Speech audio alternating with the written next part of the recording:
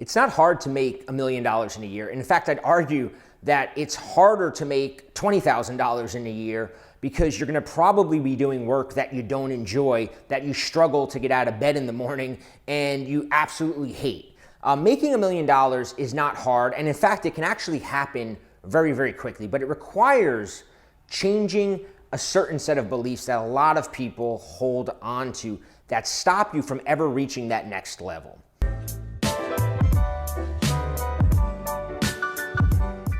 I'm Bobby Rio, and I want to talk today about 5 what I call poor people beliefs.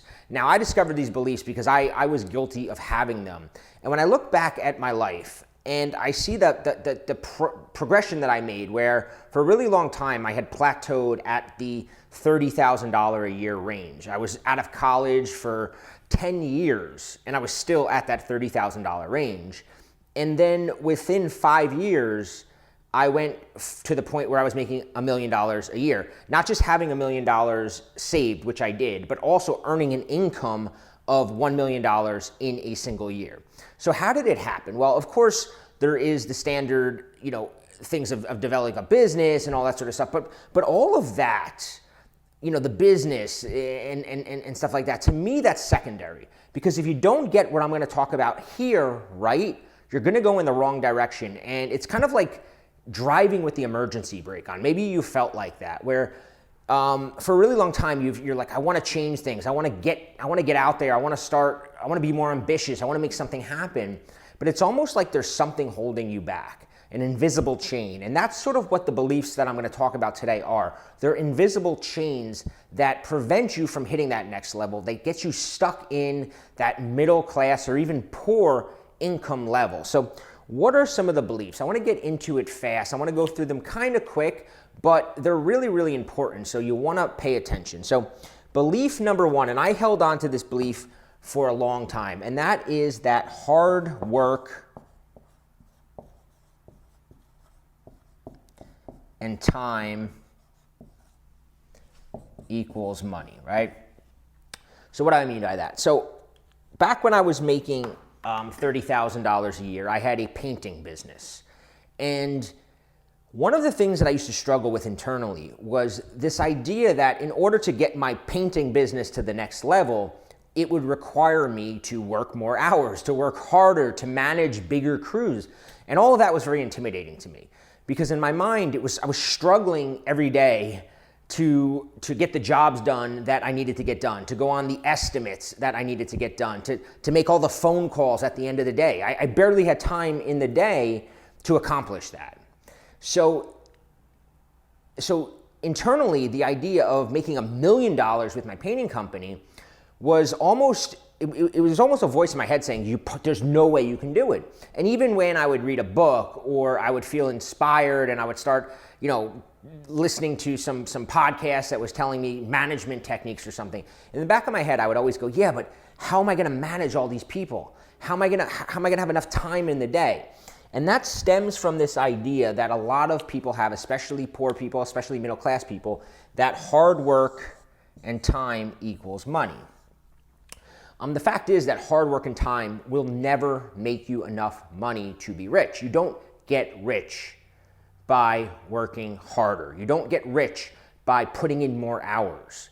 People who reach accelerated income levels, they do so by leveraging an idea and taking that idea and turning that idea into income, right? And it's something that you really need to understand is that the shift that you make, the shift that takes you from here to here, that shift, it never comes in the form of hard work. It comes in the form of a light bulb moment, right?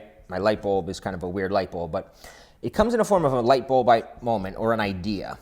And that idea allows you to bypass the hours in the work. Now, there's no such thing as a free ride. There's no this isn't about get rich quick schemes, but it's about coming up with an idea that allows you to bypass hard work and time. So I'll give you an example in my painting business that I used. And I went on to create another business, which is actually the business that turned me into a millionaire. But in my painting business, it was not hard work that took me to the next level. It was an idea that I had where I said, hey, all of the realtors out there tend to need painters, right? Because people are buying their houses and they're moving in, or they're getting ready to sell their house and they need a painting company. So what I did was I found all the email addresses of realtors in my home state, in my area, and I started emailing them, telling them that that's what we specialized in. That email did not take a lot of time, right? It took me about 5 minutes to write, broadcasted it out. I did it very, very ghetto, where I just basically copy and pasted 100 email addresses in and hit send. Well, that started flooding sales in, right? And jobs, okay?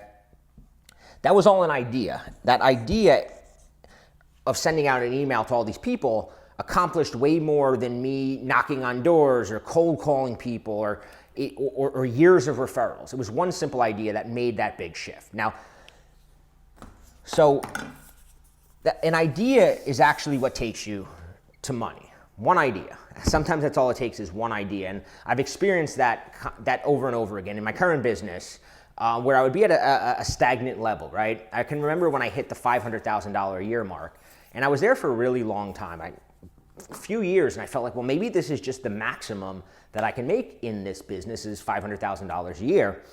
And then back in 2014, randomly, I was sitting at the computer and thinking of somewhere to place an advertisement, and I go, let me try this. Tried it. And that year, I went from $500,000 to over $1 million based on that one idea of just sitting there going, let me try this, right? Ideas are what makes the millions, not hard work and not time. So you might say, okay, no shit, ideas make the millions. Well, the next common belief is that original ideas.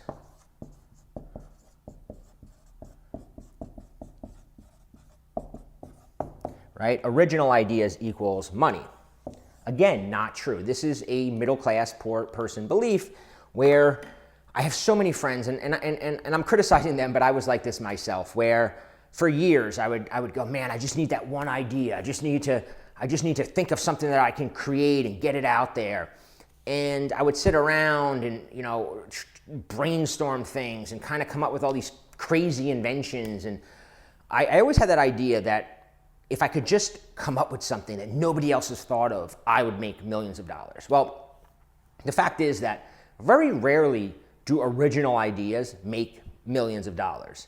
It's just, it's a fantasy, right? It's not, and I think in a lot of ways, it prevents people from having to deal with the fact that they don't have the ambition or the drive to actually implement what they say they're gonna implement. Because I see this all the time where I was actually at a party the other day, and two of my friends, I overheard them talking about me because I make a little bit more money than they do, and they were kind of saying, man, I just need one idea like he came up with. And I'm going, I didn't come up with an original idea, right? I said that my idea took me to the next level, but my business idea was not an original idea, right? I got into teaching dating advice in 2008, and the book The Game had come out around that time. There were literally thousands and thousands of websites teaching dating advice. Even now, if you're on YouTube, there are probably tens of thousands of people giving free YouTube dating advice. Anywhere you go on the internet, you're gonna find, you go to the Huffington Post and there's dating advice, right? So making millions of dollars giving dating advice was not because it was such an original idea. That's where people think. They think you need to have an original idea. I took an idea of teaching dating advice and I came up with ideas that made this make more money, right? The idea itself doesn't have to be original. Had I stuck with painting, I could have made millions of dollars in the painting space, which is probably one of the oldest professions out there. It doesn't matter where you are right now, what career you're in, or if you're thinking, hey, I want to get started, I want to create something. Most people are sitting around going, yeah, but what can I create? I remember talking to somebody recently as well, and they're going, they had sold one of their businesses, and then the next business they were going to start, I go, well, what's next? He goes, I'm going to put out an energy drink. And my first thought, because I still held on to this poor people mentality, was energy drink. There's like hundreds of energy drinks out there. How are you going to differentiate an energy drink? And then I realized, poor person mentality, energy drinks are about $1 billion market. So even if you had like 1.1% of the energy drink market, you're still making tens of millions of dollars a year. So it's not original ideas. It's implementing continuous ideas and finding that idea that allows you to go to the next level. So what is the next poor person belief that holds people back? Is that degrees and certifications equal money, right? I can remember when I was starting my business, my second business, my internet business, in about 2006, 2007, I had a friend of mine who was in the real estate business, and I was trying to get him involved in doing stuff online. I saw a lot of potential there, and I go, man, it's still a point where you can get in and be one of the first people in the real estate space really taking advantage of online marketing and all this stuff. And he got all excited about it, and I was like, oh, cool. And then the next time I talked to him, he goes, I'm going back to get my MBA at college. And I'm like, what? Why? You have your own business. You have your own real estate business. What do you need an MBA for? And he's just like, well, I just feel like I need it.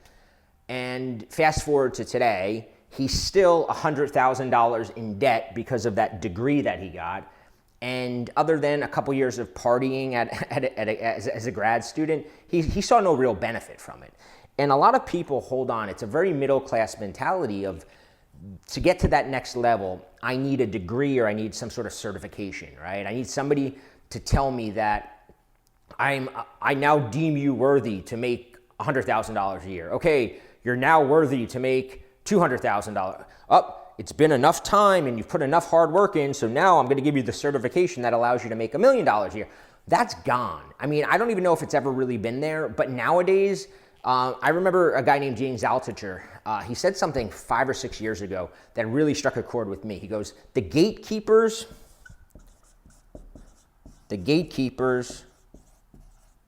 are gone, right?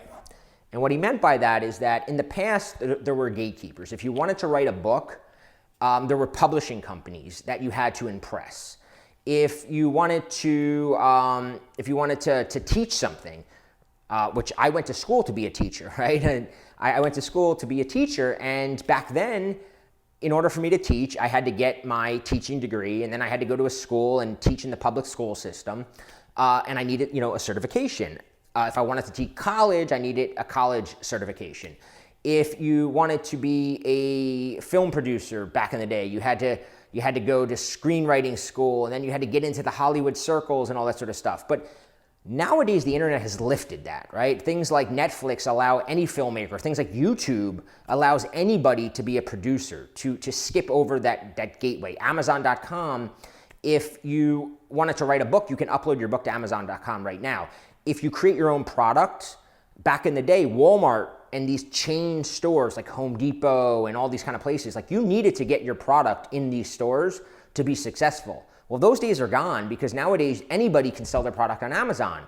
So you don't need the gatekeeper anymore. You don't need any of this. You especially don't need degrees and certifications because all that's going to do is make somebody else rich. When you're paying for a degree, you're essentially you're making somebody else rich, hoping it's going to make you rich, but it very rarely works out the way that you expect it is. Now, along with degrees and certifications, people think specific skills equals money, right? So you may take a look at somebody like Mark Zuckerberg or Bill Gates or some of these internet entrepreneurs, and you might go, man, if I only knew coding, if I only knew how to code a website or build an app, I need that skill. Or you may think, well, it's easy for Bobby to say this because, he was a writer and he can write, so I need that skill of writing to become rich nowadays. Or I need whatever skill it is that people think. Because in the past, you kind of did need a specific skill, right? The way the working world was, it was like, what is your skill? How does it fit in? And if you have that high-priced skill set, you're going to make more and more money, right? So the higher your skill set was, if you know how to trade bonds successfully, if you have that skill, you're going to make more money than the guy who knows how to maybe plumb toilets. It's just a matter of what skill sets were valued most in the marketplace. Well, nowadays that's kind of gone because we're in an open marketplace, meaning everybody has various skill sets and they all bring them to the marketplace. So if I wanted to start a business, which I do right now, and I'm creating videos, for instance, right now I'm creating a video. Well, I have no idea how to edit a video. I don't even have a software that allows me to edit videos. I've never edited a video in my entire life. If you force me to, it would look like crap. But the good news is nowadays you can go on websites like Upwork, Fiverr, you can go on all these websites and you can find people with these skills and you can pay them very, very reasonable prices. If your skill set does not include writing, you can find people that know how to write. If your skill set does not include marketing, you can find tons of people. I mean, literally, I have no technical skills and I run an entire $1 million a year internet business. And I barely know how to use a computer. I mean, I can send emails, I can do the basic Word, Microsoft Word, but anything above that, I can't do, and people, sometimes it shocks people because I'll get a call from one of my friends or my girl or my mom or something like that. Hey, can you help me with my computer? Can you help me fix it? Thinking because I earn my living online that I'm this tech savvy person. But the reality is I know nothing about it and I don't have to because other people do and they're all around you and they want to work. They want to earn a living, so they want guys like me and you to pay them to do the stuff that we don't know how to do. And it's never been easier. Just like there's no gatekeepers anymore, it's never been easier to find people to do the things that you don't know how to do. So you don't need a specific skill. You need an idea, and then you need to round up the people who can implement your idea. And the lucky thing is that right now it's never been easier to find qualified, skilled people, but also to pay them very reasonably. Because they're all competing, and it's not just, I live in the US here, and it's not just competing with US. People in the US are competing with people in Europe, and people in Asia, and people in Africa, and people in South America. So even if your budget is low, you can always find somebody willing to work within your budget nowadays. It's just an amazing time to be an entrepreneur. Now, the fifth poor person mindset is that you have one shot to make money. And this really holds a lot of people back because they have this idea that, man, I have this idea and I want to go out and put it out there, but they're so afraid to take that chance because they think if that one idea fails, that's it. Their shot is over. It's back to waiting tables. It's back to it's back to your office cubicle because boom, your idea failed. But it's not the case, right? I often tell the story to people when I'm teaching them about building an internet business that my first product that I ever put out online was actually a book called How to Buy Real Estate in the Dominican Republic.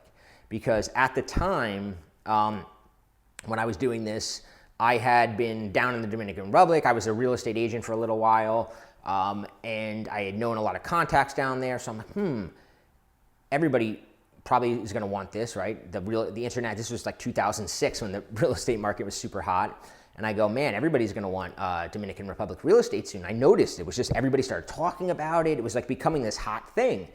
So I wrote this book and I was so excited, put it online. 2008, the real estate market crashes. Nobody in the world has any interest in Dominican Republic real estate. I spent, probably 5-6 months creating this book. And then the book bombed. I mean, I sold maybe 4 copies. And a lot of people, that's the fear they have, right? Is, well, if I go through all this work and it doesn't work, I've lost my shot and I'm never going to make money. But what most people don't realize is you have unlimited shots, first of all. And second off is every shot you take increases your intelligence around money, around entrepreneurship, around making things happen. You're developing the habit of being an implementer, being somebody that can take an idea and bring it to fruition.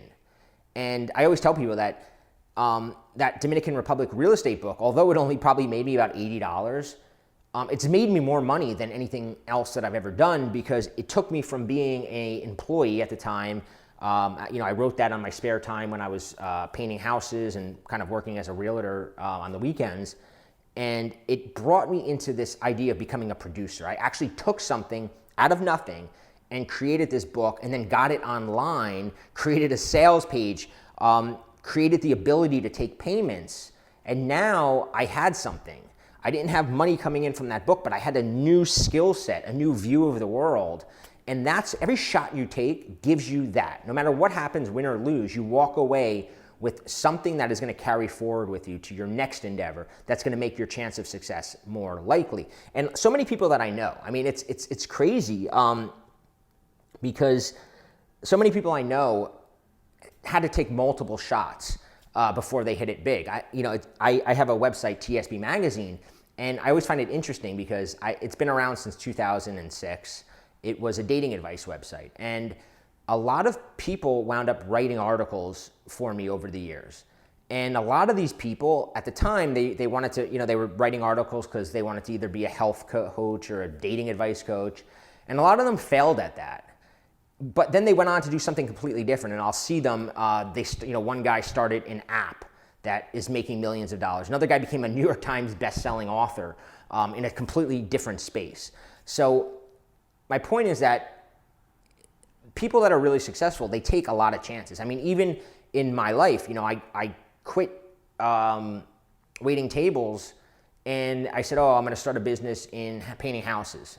Well, painting houses didn't work out for me, but it taught me about online marketing because like I said, I realized that I can email realtors, and I got really into that. So that skill traveled with me forward of, okay, email marketing. So there's always a skill that you're going to be able to bring forward that takes you to that next level. And eventually, one of those takes you to the ultimate level of 7-figure a year net income. Not gross income, not your business income, but net income. So these 5 are poor people beliefs that I kind of give you an idea of how to change them. Now, if you're interested, like I've mentioned a lot about online businesses, and one of the things I found is that every time I start talking to somebody about it, one of my friends, they always get overwhelmed with a lot of these same things. Well, I don't have the time to start an online business, or I don't have any original ideas, or I don't really have any skills, or, they're kind of worried about it. So my friend Rob Weiser and I, we put together a free class that we put on a few times a week, and it's all about creating a digital stream of income. It could be something that you create for side income. Maybe you just want to make an extra $500 a month. Or maybe you want to do what Rob and I did and base an entire career out of it and make hundreds of thousands or even millions of dollars a year off of it. Well, we're going to show you exactly how to do that in this class. You can register. There's a link below. Like I said, we have a few sessions below. It is a complete, you will walk away with this with a blueprint for creating your online income stream. And I have another video on here on my channel all about creating multiple streams of income. And I really think that that is probably one of the biggest poor people beliefs, is that it's okay to have one stream of income. And for most people, that stream of income is your job, but you're never going to get rich with one stream of income. You need multiple streams of income. So just to review, hard work and time don't make money, ideas make money. And it doesn't have to be an original idea, right? Implementing an idea makes money. Degrees and certifications don't make money. There is no gatekeeper anymore. The gatekeeper is gone. Specific skills don't make you money because you can find any skill you need in the online marketplace very easily and very cheaply. And you don't only have one shot, you have an unlimited shot. So start taking those shots. I want you to take a shot because you don't want to get to the end of your life going, man, if I had only taken a couple shots. Because if I had given up after my second shot or my third shot, I would probably still be up on a high ladder, scared out of my mind, painting, covered in paint, hating what I was doing. But I kept moving forward because I learned very early, and by watching very successful people, that very successful people often take multiple shots. So again, I'd like you to join me on the training, how to turn an idea into a stream of passive income. If not, hit like, subscribe, and I'll see you in my next video.